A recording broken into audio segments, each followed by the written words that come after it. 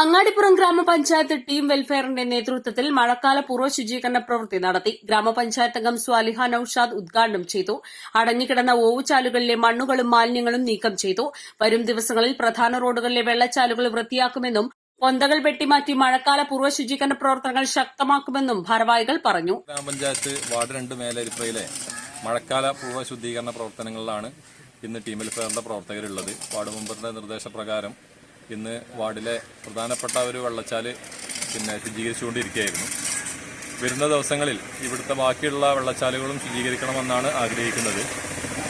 ഈ നാട്ടിലെ എല്ലാ രാഷ്ട്രീയ സംഘടനകളും അതുപോലെ തന്നെ ക്ലബ്ബുകളും എല്ലാവരും ഈ ഒരു സേവന രംഗത്ത് ഈ പറയുന്ന മഴക്കാല പൂർവ്വ ശുചീകരണ പ്രവർത്തനങ്ങളിൽ സാന്നിധ്യം വഹിക്കണമെന്നാണ് എനിക്ക് അവസരത്തിൽ പറയാനുള്ളത്. നൌഷാദ് പുളയംകുന്നൻ, ഷമീം ചീരോത്ത്, ലത്തീഫ് മാമ്പ്ര, കുഞ്ഞിമൊയ്തീൻ, അനീസ് പേരയിൽ, സക്കീർ, മുഹമ്മദ്, റാഫി കിഴക്കേക്കര എന്നിവർ നേതൃത്വം നൽകി.